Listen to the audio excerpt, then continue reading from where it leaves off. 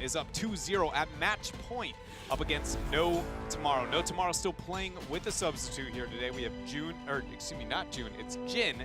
Sorry, June, you know, over on Tempo Storm, filling in for Jason, who ends up, you know, kind of not being here this weekend. And it's been, you know, I feel like, again, Jin has performed very, very well on the front line.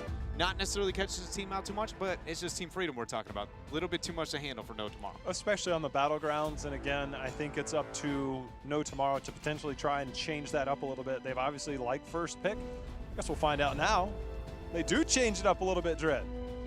Going to be going to not only a map pick, but Towers, or not Towers, Tomb of the Spider Queen is the map selected. This is a map that has disappeared from the world of competitive priority. Infernal Shrines, if you think that took a hit, Tomb of the Spider Queen, without a doubt, is the, you know, from second most, third most played for a majority of the regions to where did this map go? I think we saw like 2 to 3 of it in total, almost between both Eastern and Western Clash. And most of those were still Eastern Clash, so it's an interesting selection. One that, I mean, immediately you got to be going, it's going to be hyphy, all-in characters left and right from No Tomorrow. They have to be looking for the kills, or they're going to go macro, which it just doesn't feel very No Tomorrow-esque, right? I mean, it's not their playstyle. It's time to throw down. Get the Kerrigans, get the Anubaraks. What else? What other aggressive things? I think the first thing to keep in mind, we have to ban out the Medivh if that is the thought process, because not only does it help to manipulate the 1-4 advantageous for the non-kill potential team, but also Force of Will into a Kerrigan combo is a, I mean, reabsorption as early as level 1 as well. I mean, it's not this full reabsorption, but you get what I'm saying here. It's a pretty good counter. I just wonder, will No Tomorrow be willing to pick Garrosh? Because I think if Garrosh doesn't get banned, and then they don't pick it in the second rotation, I think it would likely go over to Freedom, and on this battleground, it's probably one of his better battlegrounds. It's really narrow when you look at the choke points going north and south on this battleground. It's easy to get good value out of Garrosh early. That's something I think that's going to be a threat, especially after we've seen so much Garrosh rise in popularity after the Western and Eastern Clash. I think that's a really good point that you bring up. Other ones, maybe the Junkrat flying around. He's control over the map. And then Leoric. Suddenly, he's one that will probably rise to priority, especially if we end up seeing ourselves. I heard Lee, and I was like, are you really going down that route? Are you going Lee? Yeah, it's like Leoric. It was like, I think that pause was intentional. You debated me. Yeah, I you know, I gave you the bamboozle there. But Leoric is one that raises in priority not only because his accent towards the map with the wave clear control he provides there, but oftentimes Blaze is very much in the meta, so much so that it's been in the 1-2 of every pick order so far here for Team Freedom. He's good in the matchup. Not only is he successful in the 1v1, having the percentile damage, but more importantly than anything, it's, again, he can win that 1v1 and cater to the rest of the map. If No Tomorrow does not go all in, I want like a Leo Junkrat slower play from them. Something. I just want them to go all in. Can we just ask for that? Can we just get them to go all in? Because it feels so much better whenever we see that from them. I like it. You know, the one thing that Tomb of the Spider Queen brings out that most other battlegrounds don't have is mage play. You know, we've seen a lot of Jaina in the early part. We just saw Jaina in the last game. Chromie comes out. Gul'dan potentially. I think there's a lot that comes into that. If you actually go back to, I believe it was actually game #1 of this year, was our lone Kel'Thuzad game, but that was Psalm. Just he's like, look, I can still play this hero for fun. I don't know if we'll see it now, but it does bring up a lot. Kel'Thas, Li Ming, all of those. And when you talk about Li Ming, it's hard not to say the name Yoda, as they're almost synonymous. Well, yeah, I mean, Yoda, for all the heroes that he ends up making, like, I would say if you were to build a highlight reel of just on one, it's got to be his Li Ming. It is world-class level, even though he's not a player that I would say goes to kind of international tournaments too frequently. Out of the few times we have seen him, this guy really knows how to, you know, use the disintegrate, get the resets, and hit critical mass. Draft for game 3 here. Blaze already removed, so, you know, the Leoric conversation is already gonzo. Interesting. So, again, Medivh, if you are going for that blow-up all-in style, it feels like you have to take that off the board, right? It feels that way. It's the, okay, so for anybody wondering maybe why, as it gets let through, Maiev is going to be the ban. So there's 3 seconds difference from original W into this version of Force of Will, right? So we have 3 seconds more lethality for the opposite team. But then if you hit the proper one, that essentially means that you're giving them more effective HP overall over the skirmish. So what I'm trying to say is Force of Will is better into burst comps than it's ever been, but it's more rare in terms of usage, right? Which is going to make it less forgiving.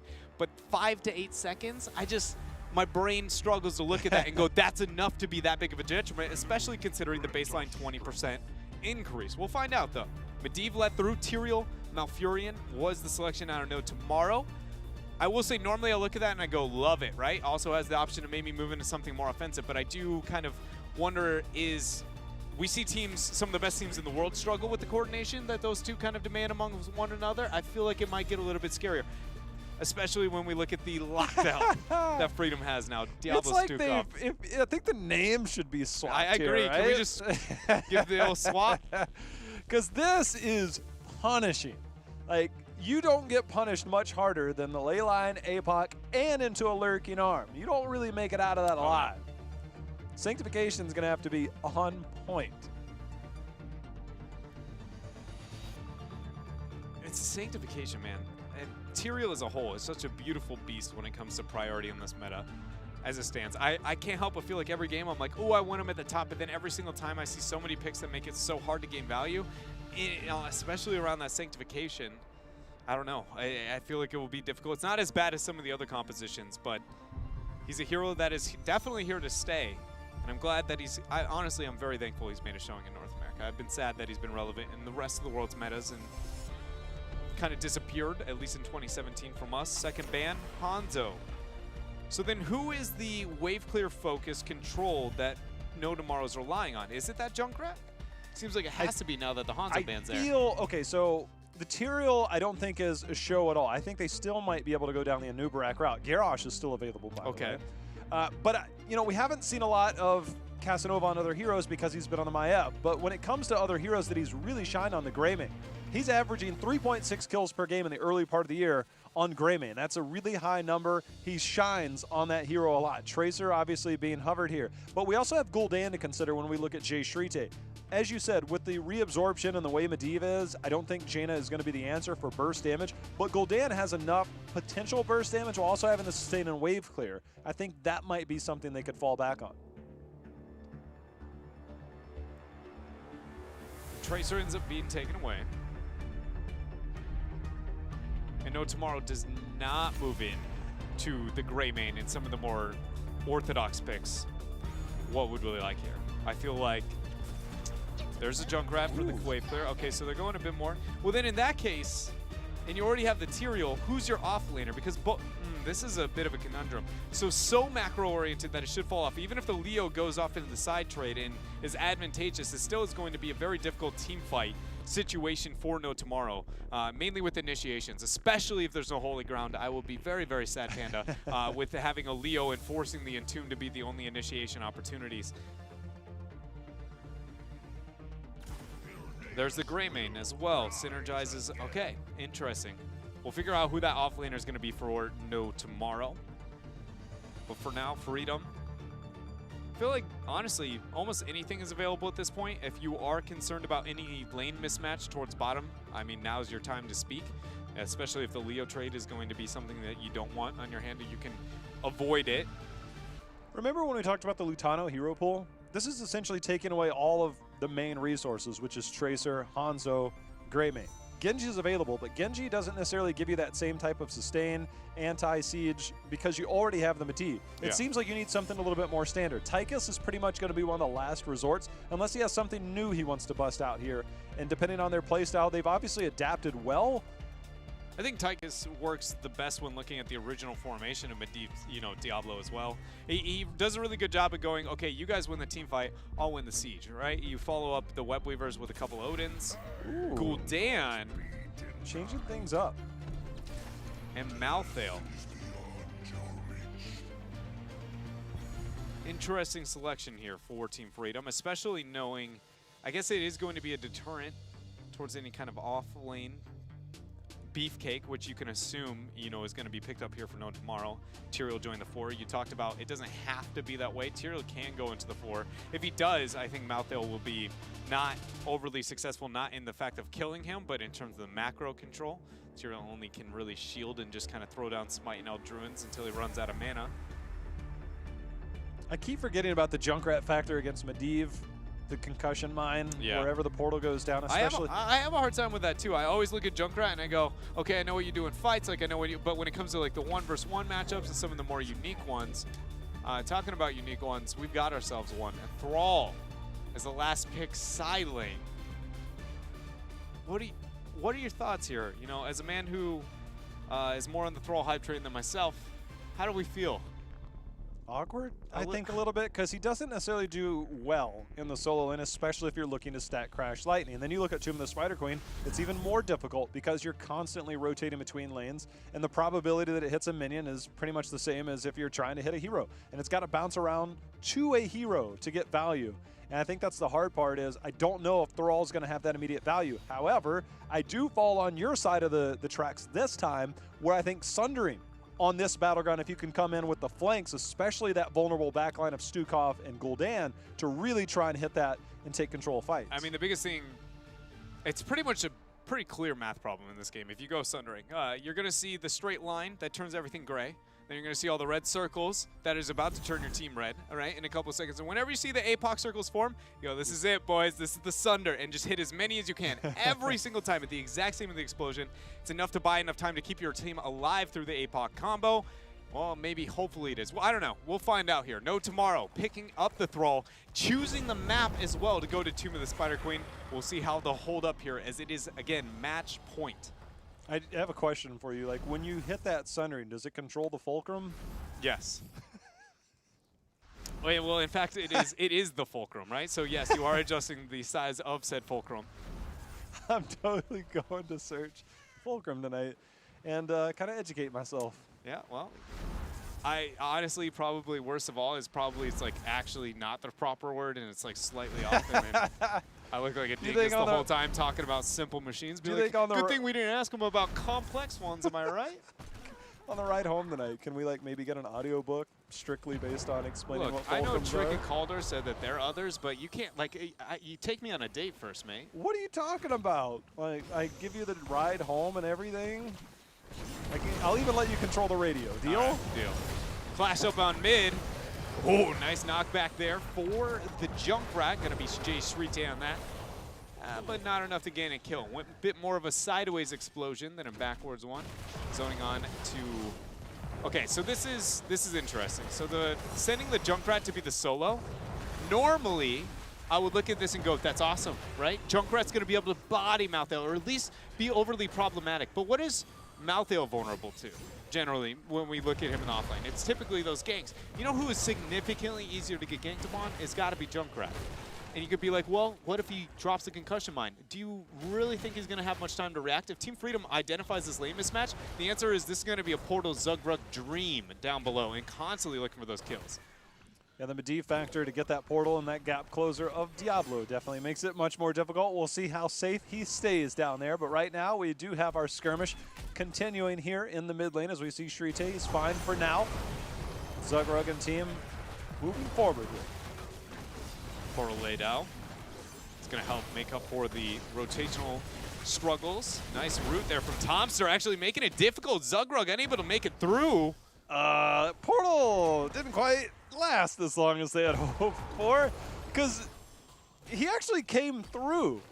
Like, Yoda came through, and he's like, he went through and he came back. He's like, this is fine. What was Medivh's old level 1? Quickening, so it was the cooldown reduction. The extra time used to be 13. Now, I was just memeing at the fact that that's never going to be an option. And we're likely going to see multiple moments where we see teams go, but that portal, like, right, like last second. Used to be there. A bit too far. Early, it wasn't too punished quite yet. But it's just one of those moments where it's going to be cool seeing that, you know, because Medivh is a hero that is so dependent on how your team functions with them. It's almost not like, ooh, the nerfs to Medivh. It's like, ooh, the nerfs to everybody learning how to play with new Medivh. And that was part of the, I'm going to call it growing pains. Jin may be feeling a bit of growing pains here at the HGC as Zugrug flipping over, throwing that suplex and shadow charge into the wall, going to send him down to 50%. The rotation still continuing for these two teams, but the fact that No Tomorrow's, you know, not getting threatened on that Junkrat on the bottom lane, I would say honestly is a huge win. Thrall is in the 4, Junkrat's not losing the solo too hard, and normally when you look at that, you would be like one of those two cases cannot be held true. So very well done here for No Tomorrow. Equinox has managed to obtain 6 stacks so far on his Crash Lightning. Maybe a little bit less, I think, than we would see maybe on other battlegrounds, but it is still early. Again, having those minions there lowers the probability of completing that a little bit earlier. Right now, everything pretty even across the board. No Tomorrow, just a few gems shy of having enough for their first turn in. Dread, the first turn in, extremely valuable on this battleground. It is. It really kind of starts to snowball very, very fast. Equinox actually getting pushed onto the back line, but he didn't care too much. A lot of damage there onto Lutano. It's enough to get Greymane in. Casanova, you talked about him and how much, what was it, like 3.5 something? 3.6. Oh, 3.6 average kills. We're going to go ahead and bump that one up to a 3.7 after that one because it was clean.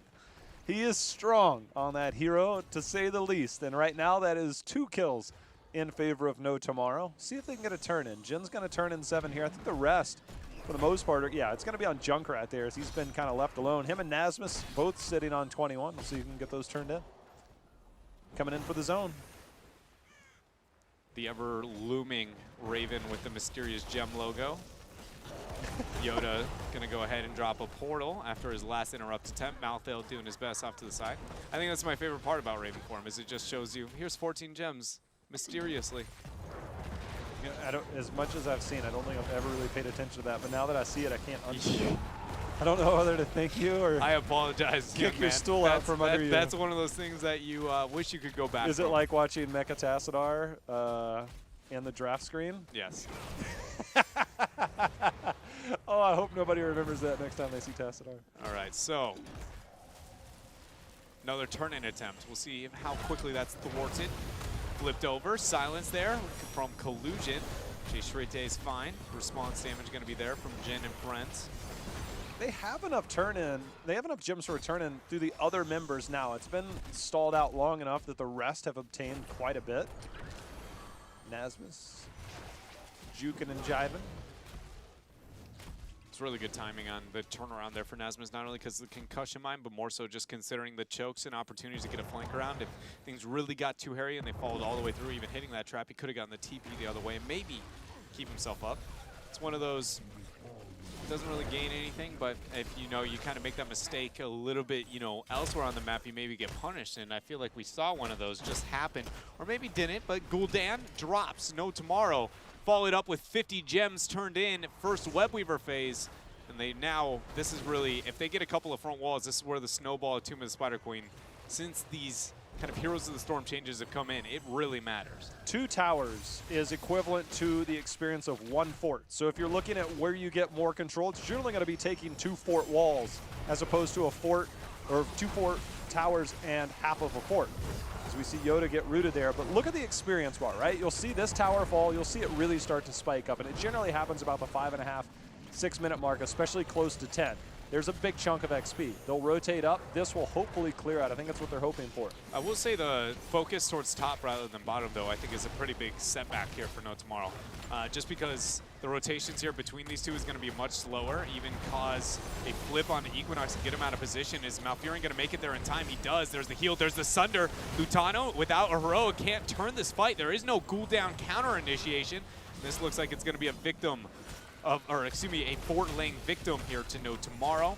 Junkrat sieging bottom all the this entire time, dominating that lane. This is now a win-win-win scenario on every single lane for No Tomorrow. I think the reason we have to point out the snowball is because it's 8.5 to 8. And then when you get those towers, you're so close to 10 that the enemy team cannot defend appropriately. Saving Equinox there was big because now they obtain 10. They walk down 1 fort. Now they're going to be able to potentially walk 2 just with the threat of heroics. And that's the snowball opportunity you have on Tomb of the Spider Queen. But there are a couple of things, slightly different from what we normally see with teams in this kind of circumstance. Or at least, HGC North America of old, and that is the fact that there has been 0 gems risks on the side of Team Freedom. They are in a position, and I'm going to leave it at just that, only a position to get that a double turn-in opportunity, mainly because, to be honest, they have to not only be effective with their decision-making rotations and denying No Tomorrow over the major advantage that they have to be very, very forceful with this initiation and turn-ins pre-13, just very unlikely, as both teams end up picking their night camps. They're going to match up through mid. It's all a vision game around the double turn-in. No Tomorrow is an interesting approach. They actually had an opportunity to get back-to-back turn-ins. Sunder? Oh, that synergy is not there, Dreadnought, because... Actually saved his life. Yeah, it saved his life, and the APOC's going to be the counter as well. But they had an opportunity for back-to-back turn-ins, elected not to when they saw that the night camp was picked up on the other side. So they're playing for the long game. I'm a little bit surprised they didn't try and snowball 13 there. I'd agree with you, but the fact that they went for the pick, and now that the Sunring's been used and Riptire, if I'm Freedom, I feel like they'd be looking to go a little bit harder here with this attempt. By the way, no ley line. Yeah, I noticed that too as well. It's going to be the polybomb. Oh, Yoda though. Nice massive shove there by Collusion to keep his team alive, hitting the big weighted pustule as well, locking down 2 members of No Tomorrow as Equinox and Tomster are pushed back, but Casanova, he's still, I read 12 at first. He does have enough for the turn in there. And now with the threat of 13, we'll see if No Tomorrow tries to be aggressive one more time. So the top port ended up being the one that fell because of the early siege attempt towards top rather than that of bottom. We'll see if they can kind of capitalize on the fact that bottom Webweaver is going to survive a lot longer than a majority of the others unless they make the rotation to match it. Nasmus out of position. That's 49 gems. That's the biggest thing here. Yoda let out the escape pod known as that portal. Sunder and Riptire are back and available. APOC still 15 seconds away. See if they want to get aggressive. 13 to 11. Freedom, they're defending bot lane first, but it looks like they actually have their eyes on Junkrat. Junkrat ends up going down to last right strip. That might be, oh, Sunder. That's definitely worth it after they get the split. Sunder gonna land. The Webweaver comes in with the force of will. Actually gets the heal onto Nasmus. He keeps himself alive. Yoda, though, is on the other side of the team. No portal available for some time. Sanctification dropped on Tyrael as he's going to chase 1 versus 3. The portal, oh my, Yoda actually gets interrupted there by Tomster with that Moonfire. Very well done. That was a huge trade, though, for Freedom. This is actually a big win. Not only is No Tomorrow gaining, I don't want to say nothing because they obviously gained something, but they didn't gain a lot on the map with their objectives. They ended up going 1 for 1 in trades, and whenever you're down that much experience, this is huge for Freedom. And the biggest thing was those 50 gems, they're still in the hands of Freedom. Yeah, they're still sitting on 107. Way over, yeah, I was going to say way over the turn in amount. It's a matter of creating an opportunity right now. 13 right around the corner. They're going to look to try and get this bottom camp, keep bottom lane pushed out, then look to push out top and mid in some way or another, draw the attention of No Tomorrow away. They do have Tyrael, though, on their side to be that goaltender, to scout it out, keep an eye on things. You also have Junkrat to poke from distance. So it's a matter of goaltending for now, trying to hit that 16 tier and deny it from Team Freedom.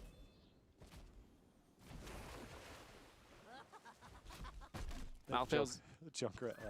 every single time, man. He is audibly one of the most, I don't know, entertaining is the word I'm going to use, but the one I don't really feel heroes in the game. You go with entertaining. 13 Talonteers here. Freedom has to get this turn in over this time frame. They have no ley line initiation. It's all up to a counter momentum APOC attempt. I mean, part of that is obviously because the Sanctification polybomb point and click to turn it. It's very, very effective there. Question is that worth losing such a clear opener to a, what is the legendary Wombo combo of North America, the Medivh Diablo? Still yet to kind of be shown. Nasmus starts the channel. Interrupted by Tomster. Corruption still sitting at 31 stacks, so Echoed Corruption not finished yet. Only 16 Crash Lightning stacks.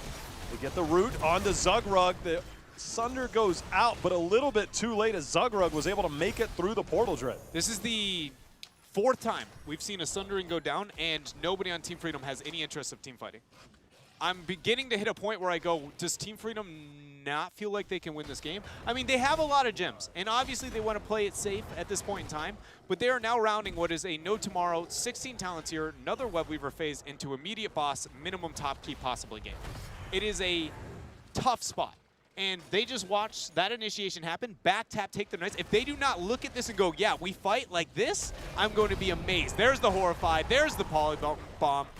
It's going to cause Ice Block, but it's only stalling the inevitable. I will say, I don't know if I give that to Freedom being overly aggressive as much as a weak goaltending attempt from No Tomorrow. Yeah, that's not who you want there. Yeah, not the Malfurion at least. I mean, Alun's Grace was nice, but that's not there anymore. Plus, against the Diablo, you can close that distance pretty quick. I mean, he legitimately can, with the level 4, he can match it faster than you can as any Malfurion.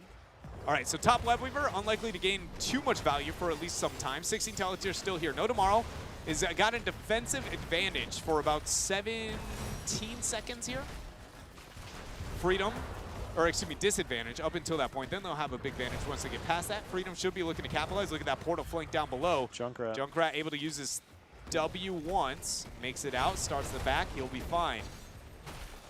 They get the rotation over, so this is a double fort play. They won't be able to push out the top. No tomorrow. You know, once they defend this, they'll be on even talent tiers. And that's where you want to be if you're Freedom. I mean, just getting lane control, evening up some of these structures. Now each team has one fort left standing, albeit the one on Freedom side probably has about 2 health left. But this is right where Freedom wanted to be to get back into this game. One pick has turned this into a dead even games in terms of experience, but in terms of gem control, heavily in favor of Team Freedom.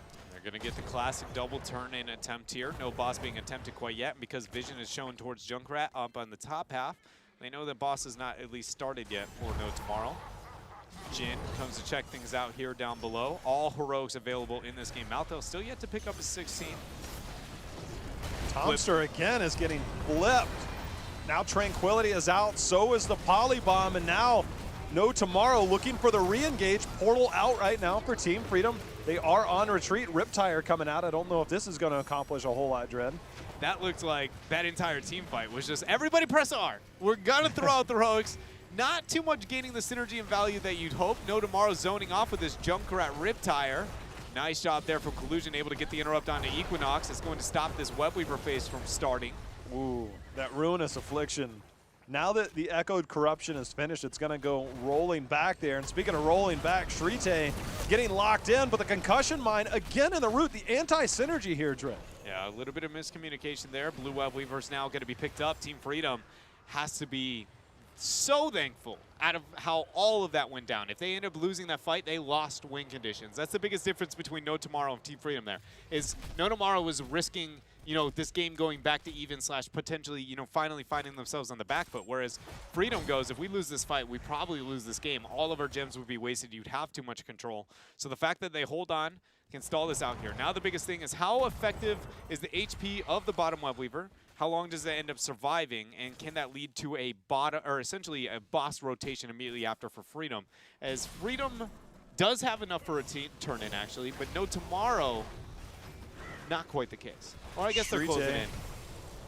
Polybomb's going to be there, but Shrite using that Concussion Mine to get out. Medivh's cooldown on that heroic, not that long. You can risk things like that. The Lurking Arm is there. Jin going in a little bit deep, might have overstepped his bounds, uses that Holy Ground, but the last rites comes in there. That little bit of a misplay there, Dre. Yeah, a little bit of a misplay, but a lot of that was Collusion with a really great zone, and the punishment there from the Malfurion. Sundering goes in trying to split. Collusion gets one shot with that punishment there for Equinox as they go through the portal. Ends up walking into that Webweaver damage, and it's a little bit fearsome. Talking about fearsome, there's going to be a fear used by Lutano, portal taken. The 4 members of Freedom end up making it out 1-for-1 trade, but structurally speaking, Freedom really pulls ahead.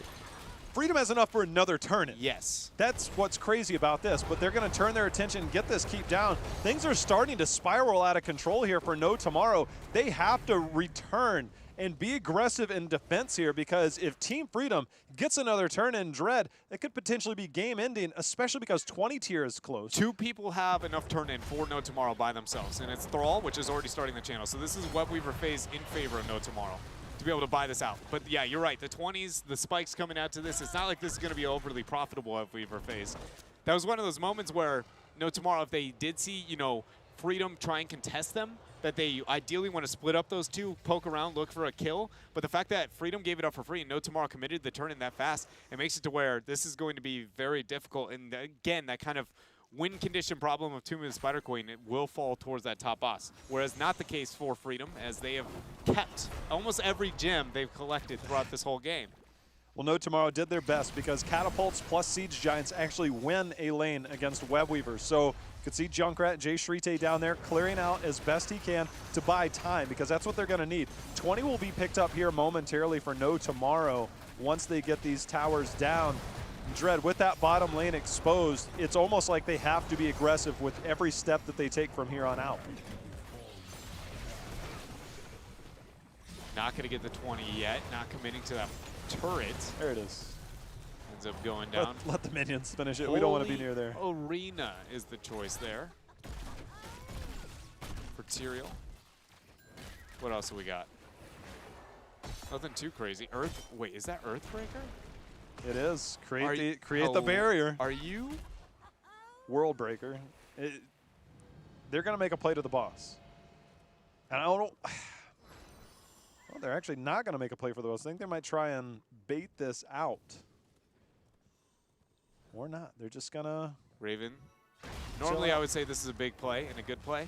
But into Medivh, he literally has 0 counterplay to scouting that. So it's one of those moments where you go, unless you all in, kind of the boss immediately, you can't start the boss, but feigning the boss doesn't get much better, nor does it gain you that, ooh, what if they step out too far kind of advantage or hope. You have World Breaker and you have Holy Ground. So if it does come down to that, yes, there is APOC, yes, there is Horrify, and yes, there's Polybomb, but there is some leverage on your side that you can try and maintain. This is tense. It is. And a lot of it's going to come down to this turn-in. Territorial fights, I would argue, go in favor of No Tomorrow. Polybomb used, they really want this turn-in. 56 drops, but they need 2. Keep in mind, Lutano has enough and Nasmus enough for the solo turn-in. The only 2 members who have a solo turn-in here for Freedom. Hellgate picked up for Diablo. Blink in at any moment to try and turn this fight. So far, No Tomorrow. They're holding on both teams, kind of posturing around the turn-ins, trying to find an opportunity. You see the Raven form continuing to keep an eye on things. Lutano, remember, all it takes is 4. Lutano gets the turn-in. 3 catapults kind of collecting themselves on bottom. It's going to immediately demand the response of No Tomorrow. Want to get rid of this. The Webweaver phase quick to kind of follow up behind it. Ideally, I guess it won't matter that much at this point in time. I was going to say maybe trying to get the mini wave to set back so it's easier clear, but it's probably going to be unrealistic to get a full clear on this bottom Webweaver phase for No Tomorrow, especially, again, with clearing that mini wave out. You know, they have the tools for defense. They've got Greymane, post-level 20, does really good in human form to be able to splash that damage. You have Junkrat, big grenades going out, a lot of zoning control, but now No Tomorrow trying to hold on, find themselves down 2-0 in this series as the Webweavers will be pushing forward. The bottom lane puts you on a clock as those will be pushing in with catapults here very soon. Right now, No Tomorrow, their defense starts right here in the middle lane. Zugrug zoning out, portal drop, nobody gonna move through yet. It's that mid Webweaver already falling. Bottom Webweaver sitting at 50% HP, moving up towards the core. Top keep ended up falling. Webweaver there, still sitting above 50% as well. Echo Corruption getting the value. Cursed Bullet going on to Zugrug, dropping him low. No Force of Will used yet, but the portal, it'll be taken. Initiation attempt here for No Tomorrow, but it's merely just that, an attempt. As they hold off here, this middle keep and damage onto the core. 60 gems, enough for a Webweaver phase. Massive shove from Collusion. He's way out of position. No punishment. Sundering. They do not take the, what I'm going to call a bait there, but Zugrug maybe out too far, has to use that bolt out. Look at that Polybomb onto Jin, though. He thinks they get the kill. The confidence sanctification drops, denies. Catapults are still on core, though. Diablo's got souls. The catapult was cleared up, and now No Tomorrow with the aggression. Nasmus stuck in the backside. He's under assault, and that's going to be it. Mouthill going down, Dread. There's no ability. Oh, wait. Okay, here we go. Cheating death for both of them. Yeah, but then look at this. Now they're going to go ahead and start this boss, but then they quickly realize, but wait, the double catapult building on bottom, 73% on our core. We can't risk this, guys. Oh, my God. What do we do? Diablo Realm heroes just making everybody's life miserable. As a guy, look at this. I played a Resurgence of the Storm. I really don't like that. Whenever those mechanics get stacked on the same team, it's so hard to figure out your win condition. They're not going to make it in time. They aren't. They don't. Even if they scout it, Tyrael will not be able to get the Q in. No Jin has the sanctification. Q right now. World Breaker is there, the charge in, nobody's on point. World Breaker's keeping them up. Jen is on point, but the lurking arm is going down. They can't give this up. No Tomorrow trying to make their stand as Holy goes down.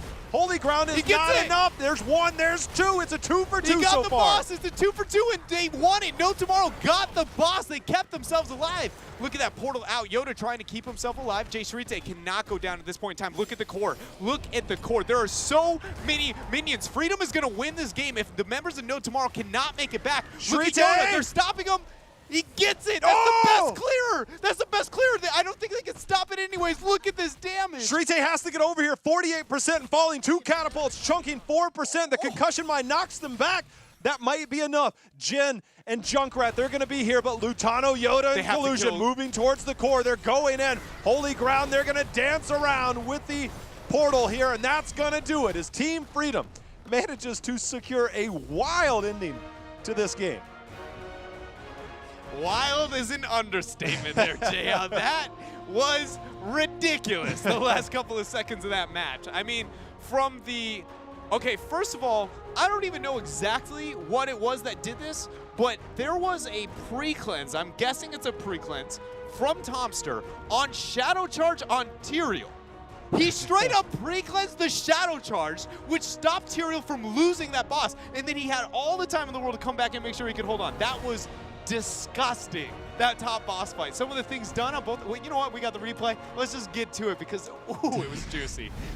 I mean, where do we even start? Because Equinox, I'm not real sure. Jin kind of used that dodge there, but World Breaker, you can see Collusion and team are like, guys, we can't get on here. How does he stay still? Is it because he ends up hitting the root? I'm still at a loss.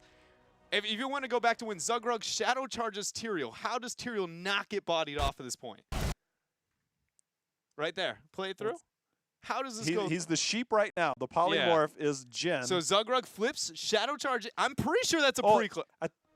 What is the he roots. hitting? It's got to be the root then. The All right, roots. so it's counter synergy, not the pre-cleanse. I was just like, how is Jin saving this boss here? But that's not it. I mean, look at Jin plays this amazingly. He baits out a lot of the cooldowns. You see the fight, a lot of damage going in, able to get the Holy Ground to split this afterwards. But the biggest thing is look at Yoda and Lutano and their positioning in that point in time. Clumping up like that, getting themselves into that kind of choke after pressuring the front line. Very well done.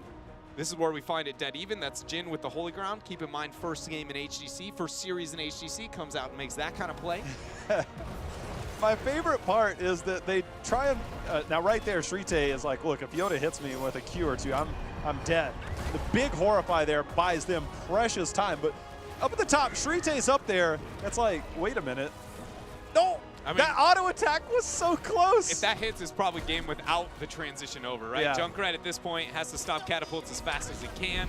Members of Team Freedom are like, guys, just get to the core and click it before the shield spawn. It's way too weak, way too low. That was, you know, it was fun. I think it's the best way to consider the back end of that game. Very well done. I would say I'm impressed by Team Freedom in that last game. I really am. Mainly because one of two things. Number one, we just saw North America not run a double turn-in. It was a quadruple turn-in, I'm pretty sure that was. Back to back to back to back in Web Weaver phases. And normally you'd be like, Dread, I've seen other places in the world do that. Can you tell me, out of HGC North America 2017, how many back-to-back Web Weaver phases existed in North America? Because I'm going to tell you the answer is under 4. I'm pretty sure it's actually only 2, but I'm not totally confident because there might have been one at the Western Clash last year that I didn't keep track of.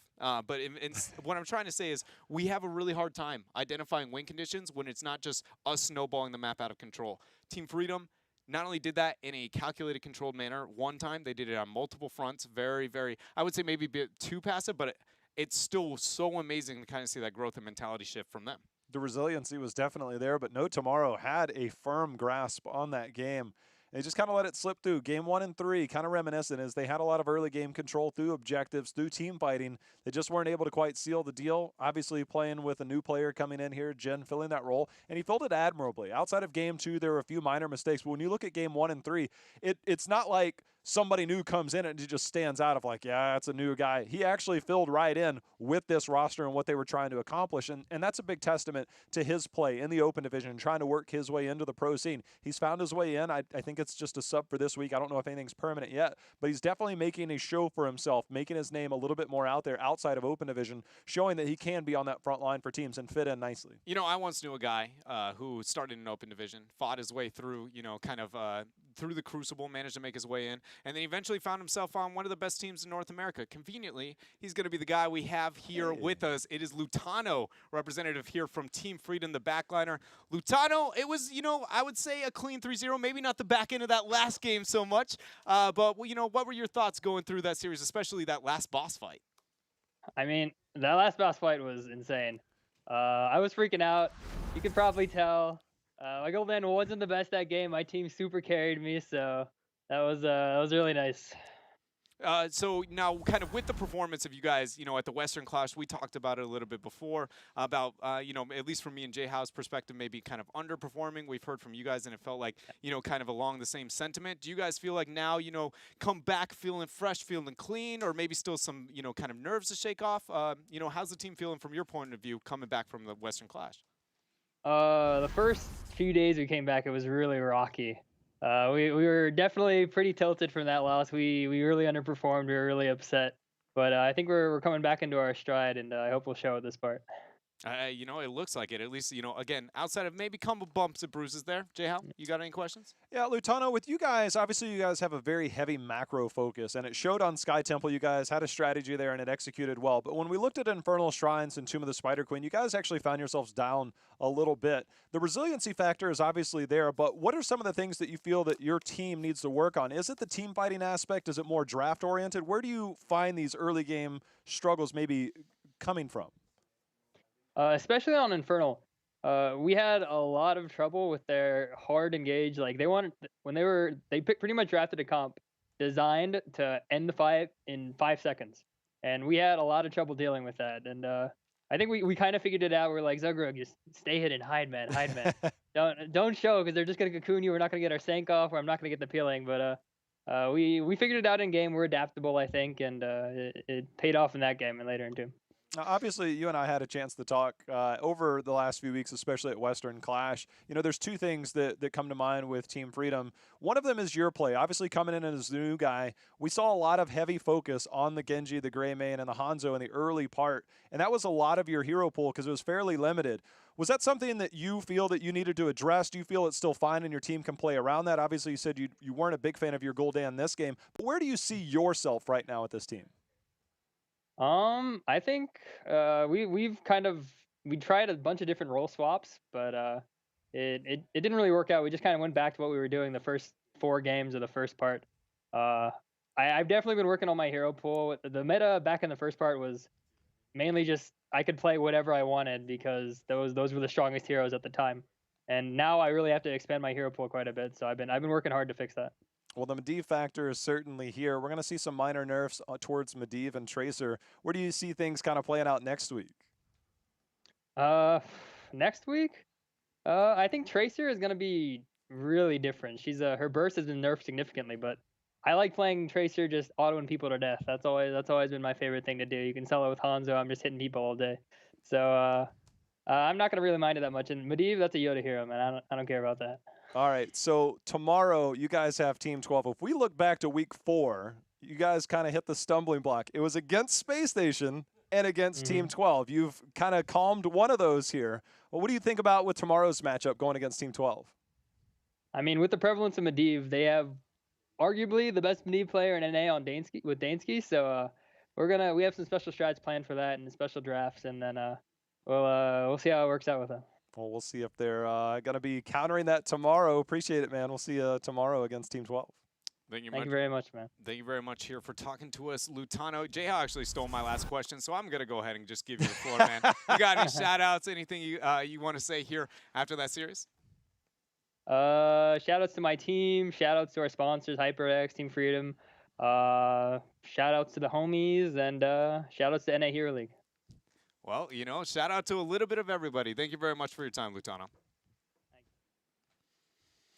North America, day number 1 of HGC Phase 1, Part 2, has finished here today, and it's been, I feel like a bit more action-packed than I expected. Today's games, we look a little bit of like there's probably a favorite team, but I feel like for those underdogs, both of the times, even playing with subs, like, pretty solid play coming out from them. It seemed they meshed well. Obviously, you give those players a little bit more time. Probably looks a little bit more refined. But again, I think for me, Gen really stood out today. The fact that Equinox moves back over to that melee role. Maybe it's something they move forward. Obviously, time will tell in terms of what they want to do with that roster.